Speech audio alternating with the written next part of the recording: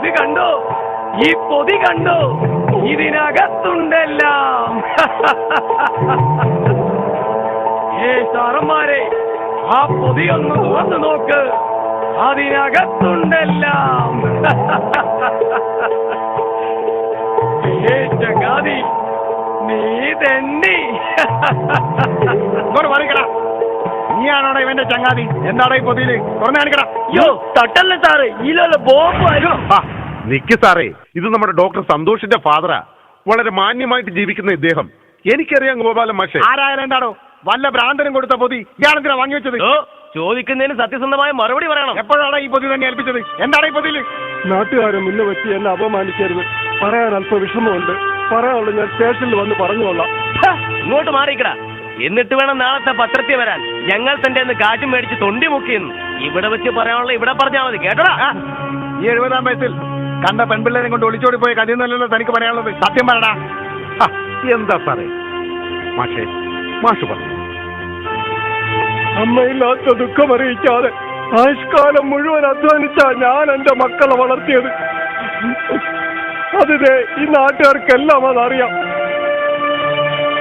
മകളെ നല്ല നിലയിൽ കല്യാണം കഴിച്ചയച്ചു. മകനെ പഠിപ്പിച്ച് വലിയ ഡോക്ടറാക്കി. അവന്റെ ഭാര്യയും വലിയ ഡോക്ടറാ അങ്ങ് അമേരിക്കയിൽ. രണ്ടുപേർക്കും തിരക്ക് കൂടിയപ്പോ എന്നെ നോക്കാൻ സമയമില്ലാണ്ടായി. ക്രിസ്തുസദനത്തിൽ നിന്ന് വണ്ടി വിളിച്ചോണ്ട് വന്നിരിക്കുക എന്റെ മോൻ എന്നെ അങ്ങോട്ടേക്ക് കൊണ്ടുപോകാൻ.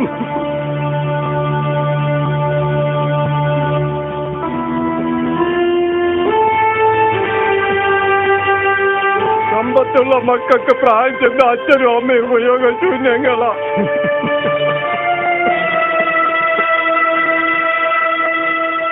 എന്റെ പേരക്കുട്ടികളുടെ മുഖം കണ്ട് എനിക്ക് കൊതി തീർന്നില്ല സാറേ. അതിനു മുൻപ് എന്നോട് പോകാൻ പറയുന്ന മരിക്കാൻ പറയുന്നതിന് തുല്യമല്ലേ?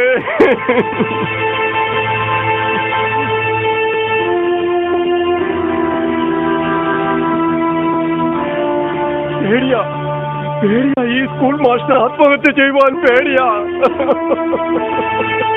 മാഷേ, വേണ്ട മാഷേ.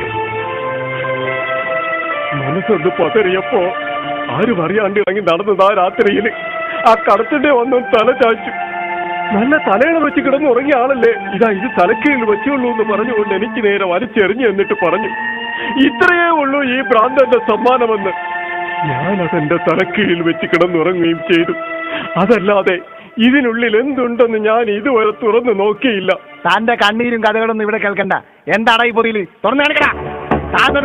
ഇവിടെ വെക്കണോ? തുറക്കടാ. മാഷെ, ഒന്ന് തുറന്ന് കാണിച്ചേ.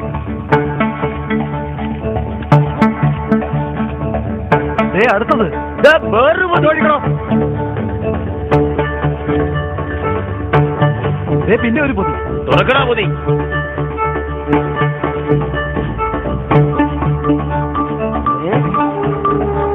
എന്തോ എഴുതിക്കണ്ടല്ലോ സാറേ, നിങ്ങളൊന്ന് വായിച്ചു നോക്കി. സാറേ അതൊന്നെടുത്ത് നോക്കിയേ. ഒന്ന് നോക്കണോ? സാറ് തന്നെ നോക്ക്. സാറേ ലെറ്റർ ബോംബ്. പേടിയില്ലാത്ത എന്നെ കൂടി പേടിപ്പിച്ചല്ലോ. അപ്പോ സാറിന് പേടിയില്ല? ഒന്ന് നോക്കണോ? പേടിയില്ല സാറല്ലേ സാറ്. സാറ് തന്നെ നോക്ക്.